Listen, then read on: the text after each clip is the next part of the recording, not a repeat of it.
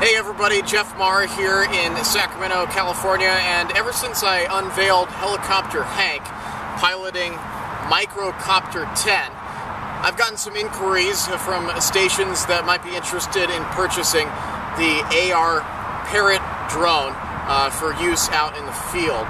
Just so you know, I got this at Brookstone, and when you factor in the extra battery and the accessories, it ran me about $400, but it's a purchase that I think will be very worthwhile out in the field with certain reports. And I'm going to demonstrate a couple reports where you may find this craft useful. Alright, now here's scenario number one. Let's just say for the sake of this report that this is a cabin up in the mountains. There's a gunman holed up inside with a bunch of hostages. Police are keeping you back using crime scene tape that is blocking off this area around me. I can't move anywhere, but I know for a fact that there are windows on the left side of this cabin that we can see inside. I just can't get there walking, so let's see if Hank can get over there. Now Hank and the Parrot drone, it's controlled by the iPad. This emits a Wi-Fi signal. You basically just download the app here on the iPad, and then I went to settings, locked into the drone signal, and this picture that you're seeing there is actually from the camera. This has two video cameras. One right below where Hank is sitting, and another bird's eye camera on the bottom. These are video cameras. They don't record, they just feed back live video to the iPad. Now we are going to launch this with this button right here. It says take off.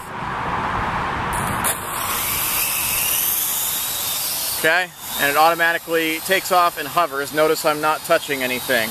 Now we're going to maneuver him over to those windows. Okay, so with one thumb on the iPad,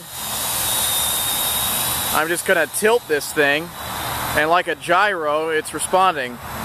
But you know what? I'm going to raise him a little higher than that. One touch of the iPad, and I've just put him a few feet higher. Okay, so I'm going to navigate him over to that window where the gunman is inside. I think I've got a good spot there, but the camera is pointed outward towards the trees. So now I'm going to rotate the whole thing. Okay, now Hank is hovering and he's pointed towards the window and he's feeding back video onto the iPad. Now you'll notice that it's hard to see because of the glare. It's best to do this on a cloudy day like now. The sun would absolutely make it impossible for us to see anything. But one way you can reduce the glare when you're out in the field, I only have a sled, but let's say you had an umbrella and your photographer was to zoom in, we can see the house, we can see the windows there, and Hank is just hovering and I'm not even touching it. And he'll hover there until you bring him back. And in fact, let's bring him back right now. Let's say the cops are not happy with you being that close to the crime. Okay, so we're bringing Hank back this direction. It's still unknown, really, how this works at crime scenes. You know, I think that's kind of uncharted territory, whether we can bring this in right over the lead detective or up to a window like that. But it's something definitely to look into. Now, with one button here at the bottom, it says landing. I'm going to press that. There he goes. Safe landing, and we just got pictures that the other stations didn't. So here's another situation where this drone may come to good use for you. Let's say there's been a terrible crash up here on the bridge. A semi-truck went head-on into a car, crushed the car, the semi-truck went over the guardrail, and it's down here on the ground with a bunch of debris. Your camera's down here, your live truck's down here, you can't get a shot of the traffic mess up there, and you don't have a mass cam on your live truck. We've got Hank ready to go, iPad there, and you've got your glare shield here. I'm going to take him off. Okay, so he's ready to go. With one thumb, I'm going to raise him up. Okay, and it's about his limit up there. It's not very high, and we've got some major wind going on. I'm going to turn him a little to the right.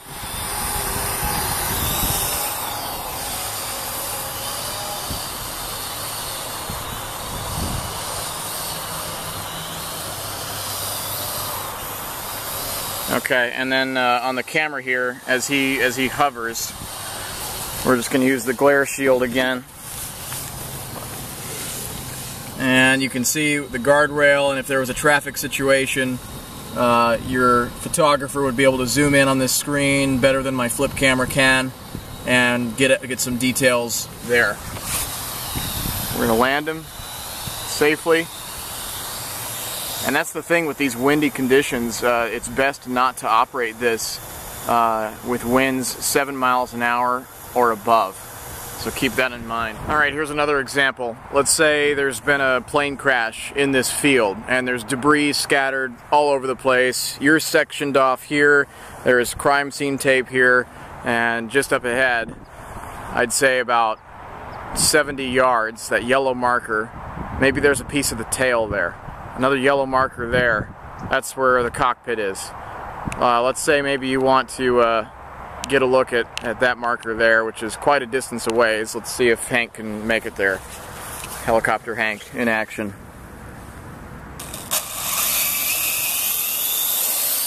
Okay, so he's going to hover there. We're going to maneuver him out towards that yellow pin. I'm going to raise him up a little bit.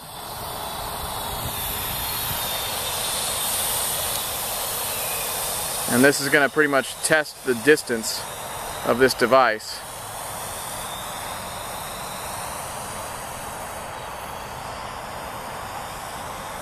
It's supposed to be only 150 feet.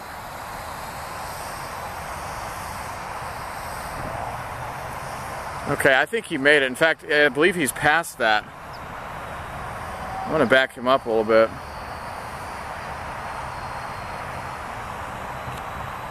So he's hovering right over that thing. And getting back to our camera here, you see one camera shot there. I'm going to get the glare, anti-glare. You see one camera shot of the weeds, then we're going to switch to the bird's eye. And you see more grass there. If you were to maneuver him around a little bit, you'd probably eventually see that that yellow pole that we're looking for. In fact, I'm going to try to maneuver him a little bit.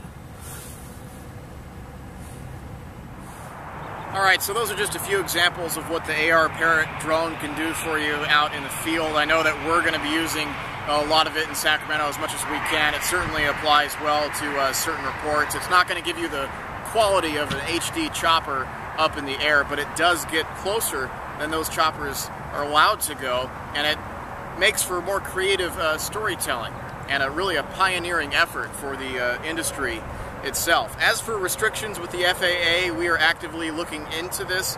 From what we gather so far, it seems that any drone aircraft that goes above 400 feet in altitude requires a special permit by the FAA.